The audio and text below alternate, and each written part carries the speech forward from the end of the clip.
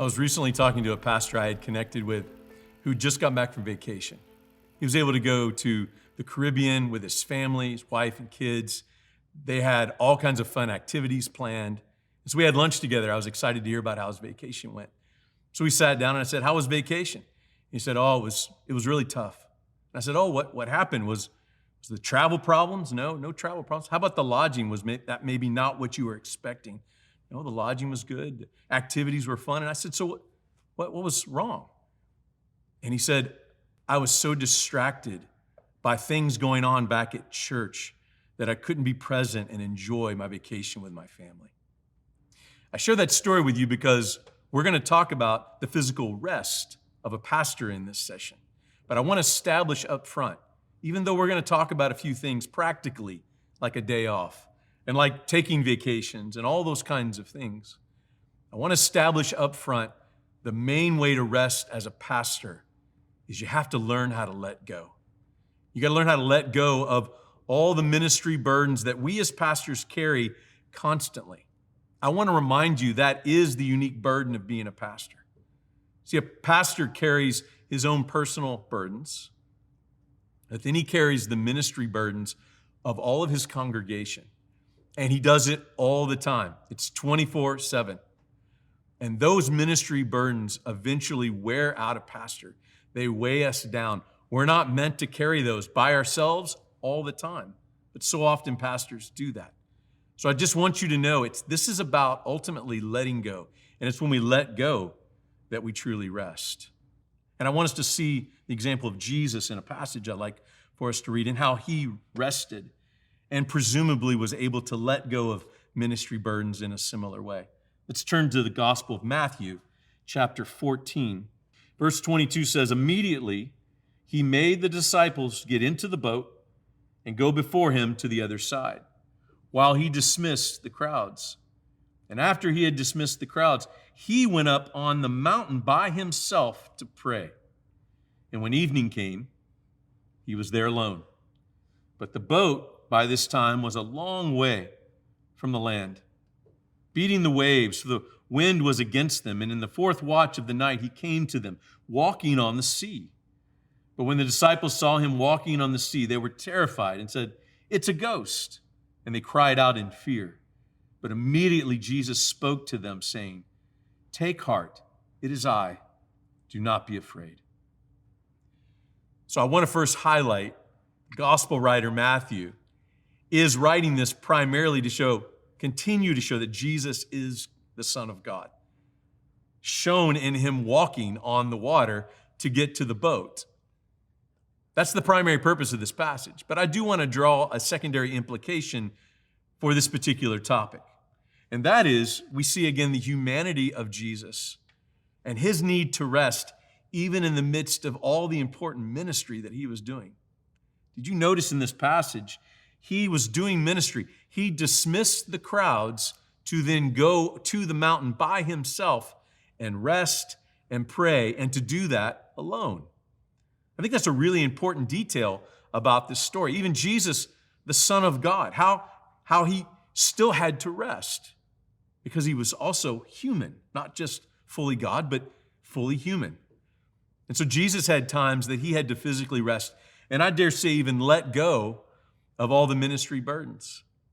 Now notice with me in this passage that we can imagine there was disciples that said, "Jesus, don't dismiss the crowds. I mean, there's still people in need. There's still ministry to be done." But Jesus still dismissed the crowds. There's always more ministry for Jesus to do. But he did so because he needed to go away and rest, and he needed to pray, and he needed to be alone. And that's what we learn from the gospel writers in particular. And every pastor needs the same thing, the same rest from our own ministry labors that we have, the ministry burdens that we carry. So there's three categories of rest I want to put before you in this particular session. Rest from a day off every week, rest from vacation time that you take regularly, and I also want to mention the third area of a sabbatical, an extended time of rest that some pastors are able to get from their churches to be able to renew and rest and experience some of these things to be able to carry on in their ministry long term. But there's a few reasons that pastors fail to care for themselves through resting. and resting in these specific ways. Here's the first one. We don't make rest the priority that we need it to be. It's really important that pastors recognize, because of the nature of our work, the nature of the ministry burdens that we carry, we have to regularly rest. See, most people have regular jobs where they go in at a certain time and then they leave at a certain time in the evening, and then they don't have to think about their jobs again until the next morning. But as you well know, that's not the job of a pastor. Pastors are on call constantly. It's a 24/7 responsibility and labor that we endure. And so because of that, we have to get creative in the way that we find rest. And when we don't prioritize figuring out how to do that, that's where we burn out. That's where we wear out. Here's another way we fail to care for ourselves through rest. We don't learn how to let go of the ministry burdens. And that's really the key to resting, as I mentioned earlier. We have to not just take the time to do these things, to have a day off, to take some vacation, but we have to learn how to let go of ministry burdens, and that involves our soul. If we don't know how to unload those things, if we're not aware of how to do that in our own soul, we will be tormented on our vacations, even our day off, because we'll be tormented by what's happening at church when we're not there wondering what's going on. We also fail to see the need for rest and that we even deserve it. We need it as human beings. And when we fight against that, we're again fighting against the humanity, the limitations that we have in our life as human beings.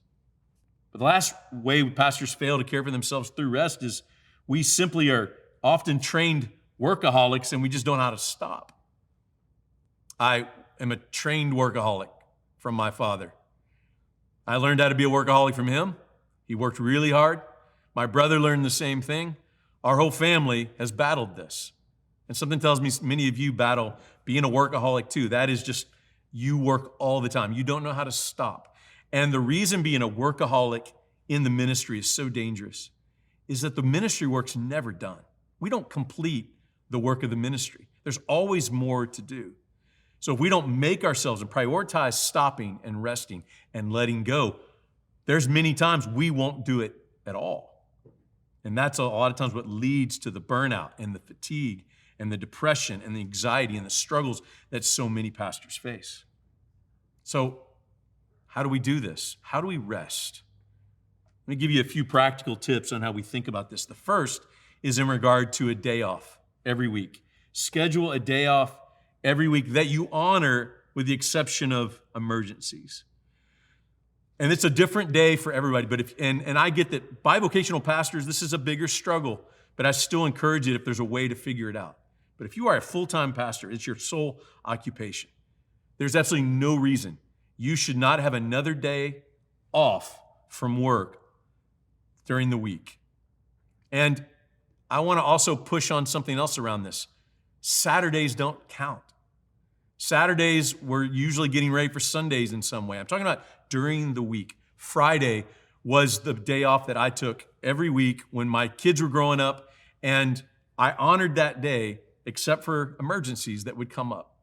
And that was such a key day in the midst of the craziness of ministry that my family knew, regardless of what was going on, they had that day where they were going to have me completely.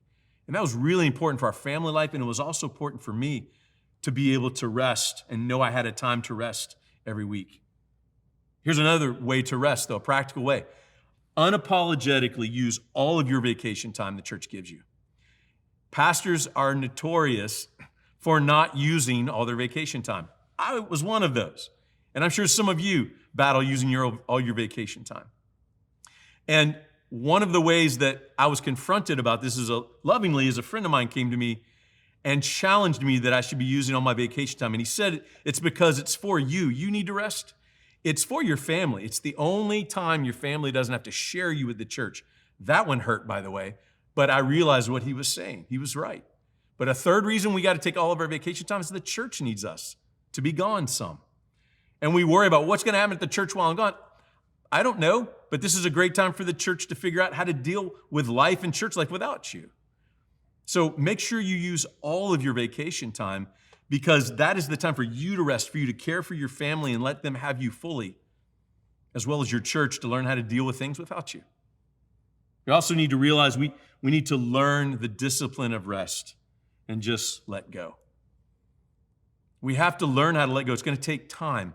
It's a process. It is soul work, internal work to become aware of why can we not rest? Why can we not let go of the control that we think we have in our ministry?